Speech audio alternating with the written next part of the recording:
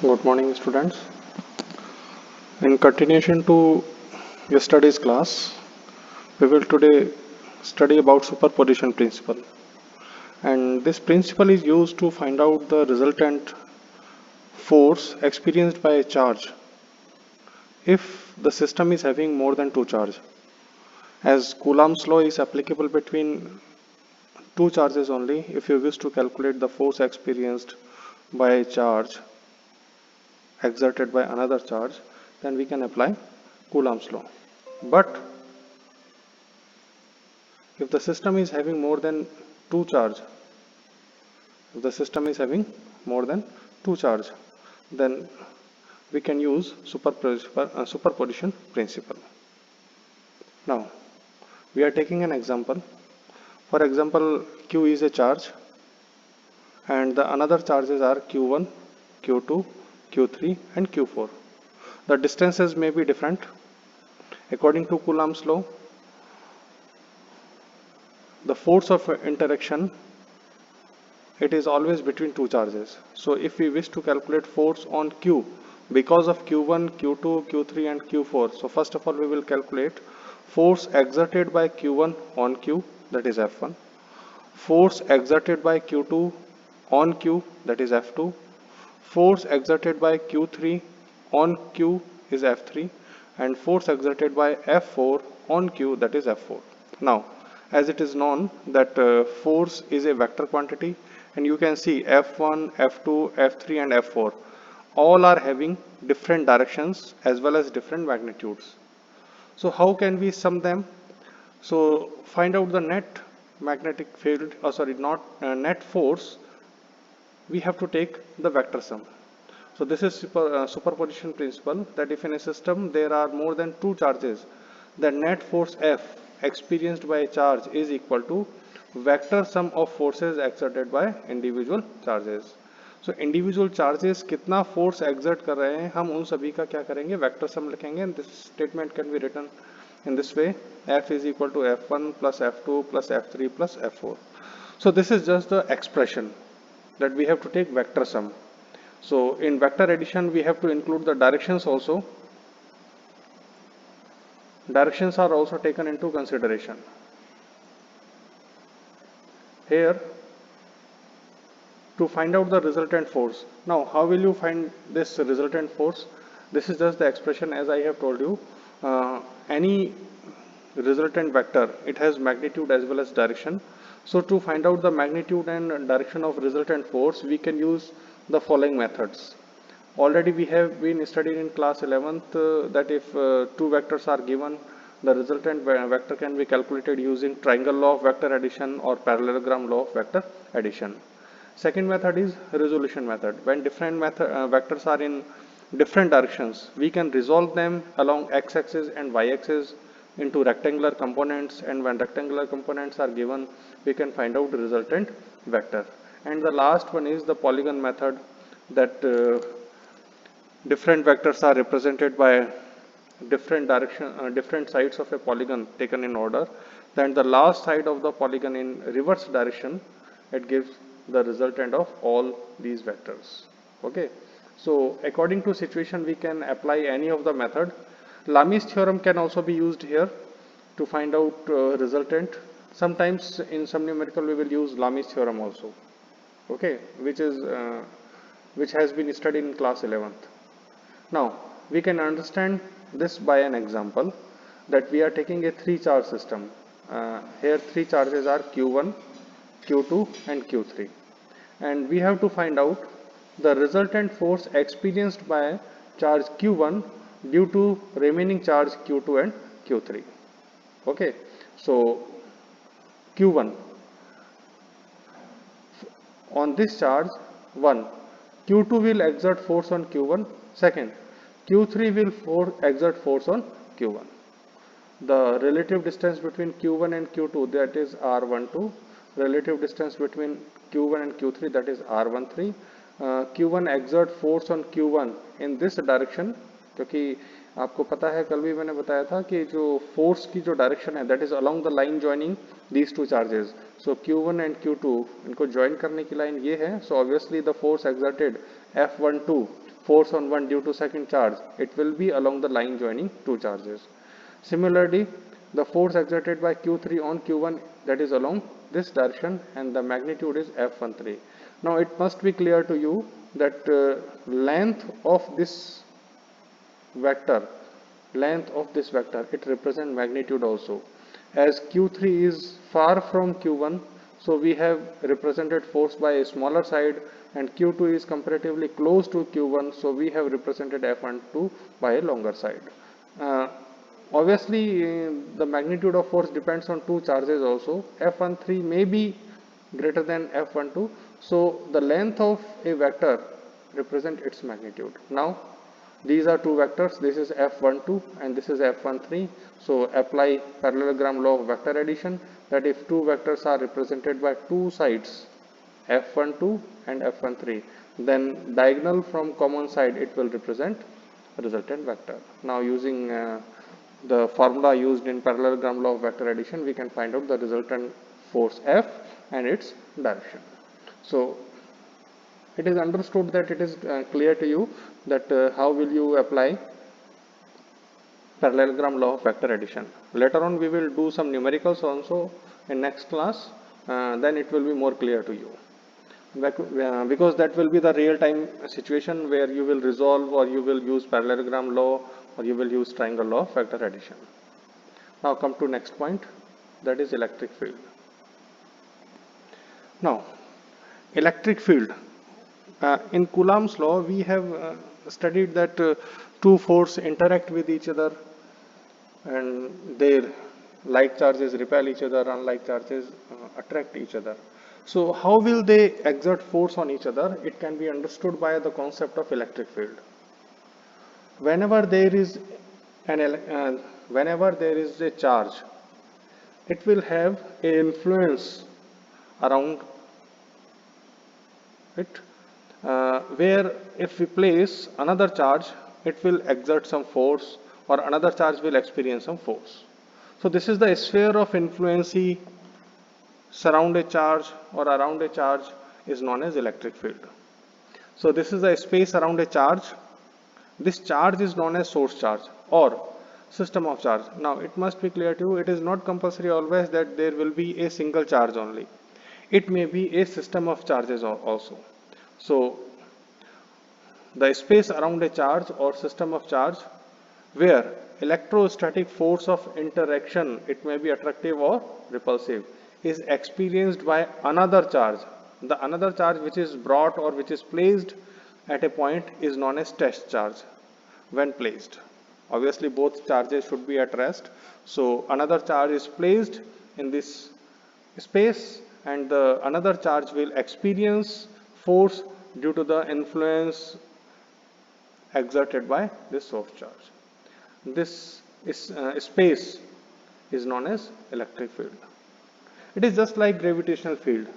We know that up to some extent Earth also exerts gravitational force when any object is placed around a space under the effect of gravitational force. It is just like gravitational force. Now, every charge has its own electric field. Obviously, the electric field depends on source charge, not on test charge. Electric field depend on source charge only. So every charge has its own electric field and its strength depends on magnitude of that source charge only. Okay. Second thing, the value of electric field, it depends on position in space also. Because we will place another charge in the surrounding space. So what is the position of that charge? Because interaction force depends on position also. So if the another charge or the test charge is close to the source charge, obviously influence will be more. If the test charge is far from the source charge, obviously influence will be less. So electric field, it depends on position in space and it depends on source charge. It do not depend on test charge. It must be clear to you that electric field purely depends on the magnitude of source charge and the position in space. It do not depends on the magnitude of test charge. Now, what is its physical significance? That what is its use and why do we prefer electric field?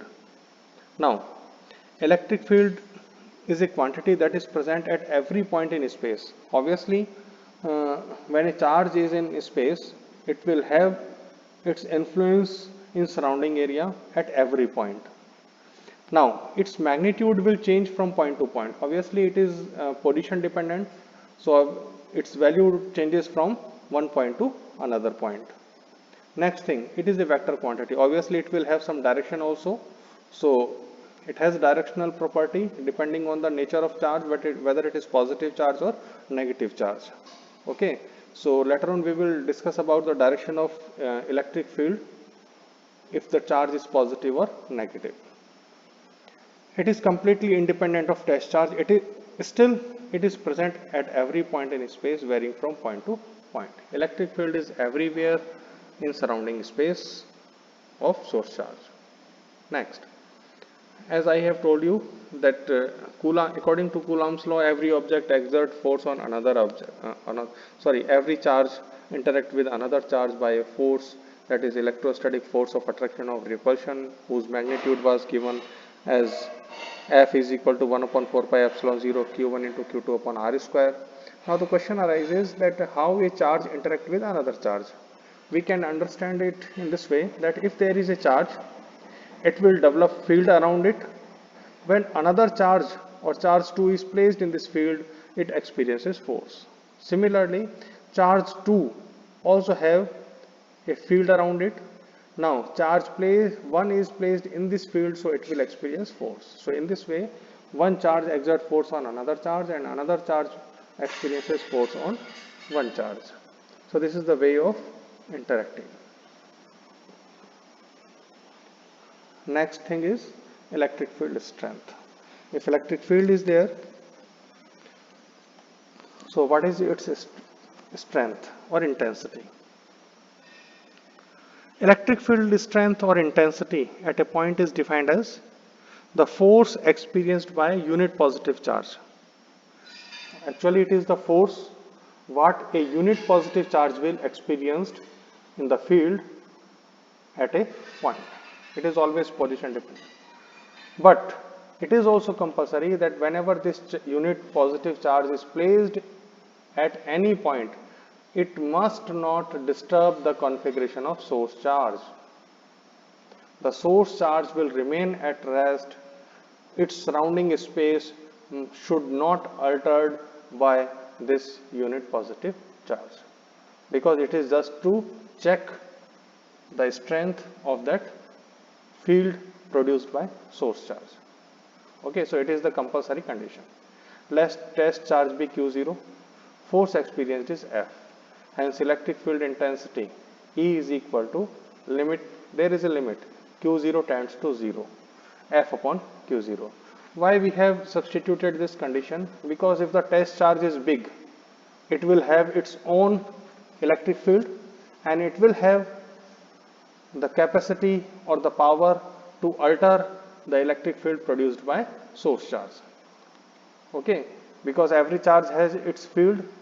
तो अगर आप ये समझें कि अगर test charge का electric field sufficiently strong होगा तो ये सोर्स चार्ज के इलेक्ट्रिक फील्ड को अल्टर कर सकता है, ये सोर्स चार्ज पर फोर्स अप्लाई कर सकता है और उस फोर्स के कारण सोर्स चार्ज मूव कर सकता है.